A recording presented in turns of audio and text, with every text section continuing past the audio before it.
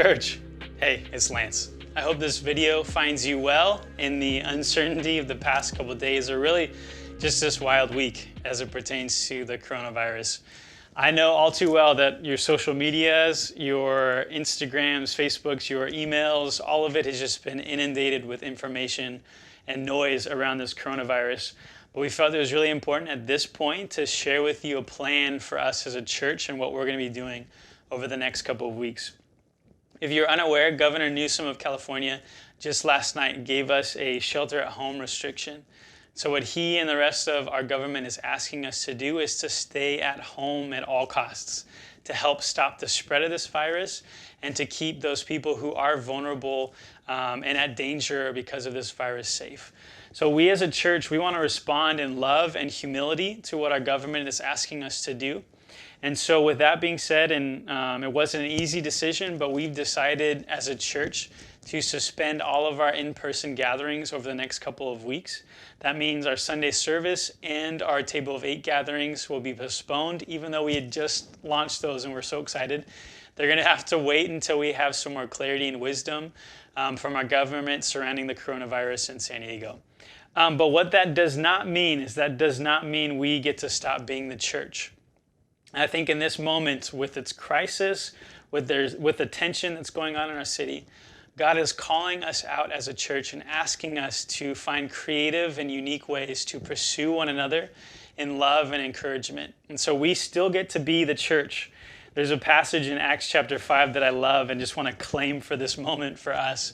When it says, day after day, and from house to house, they never stopped proclaiming the gospel.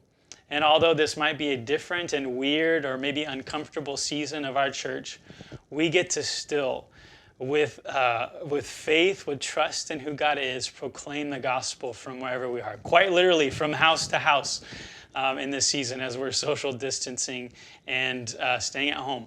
So what that's going to look like for us over the next couple of weeks is, one, we're going to be live streaming our service for the first time ever.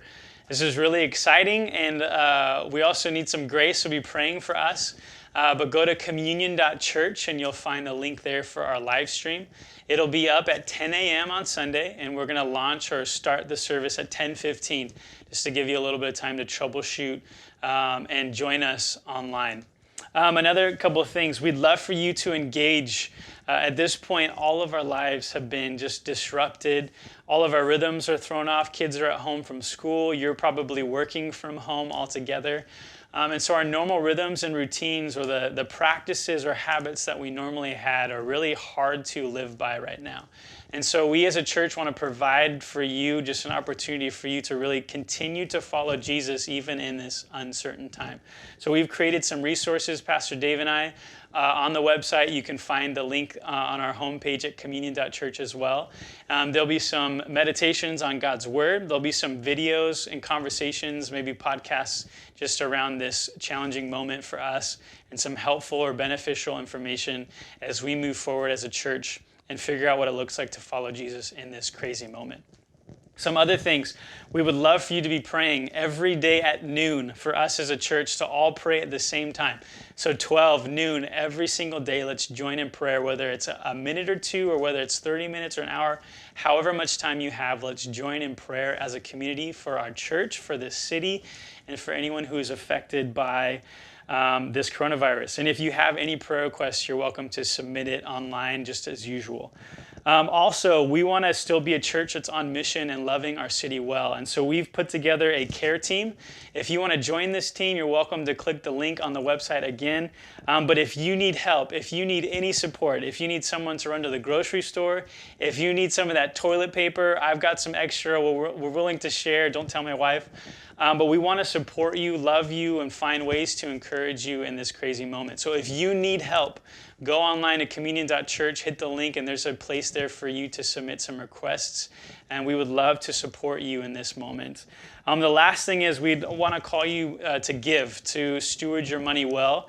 We would love for us to be a church that's generous and give some money away to help our community. So if you feel in this moment led to give, please do to the Common Good Fund. There's links for it everywhere. just drop down in the fund menu to Common Good and donate that money. And all of that money that's given will be used to support our community, whether our church community or our community here in Claremont.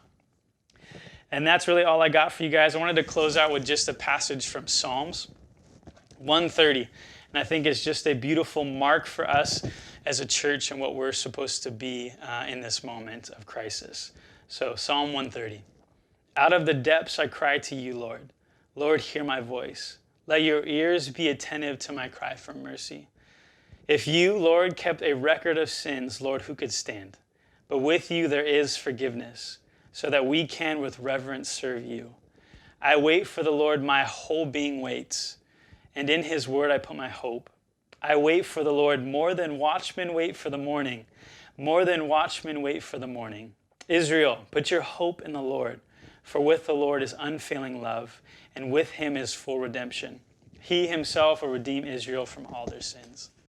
And may we be, as the church, those watchmen in the tower, awaiting the breaking of the sun on the horizon, or in this metaphor, waiting, expecting, and longing for God's presence to shine throughout the night.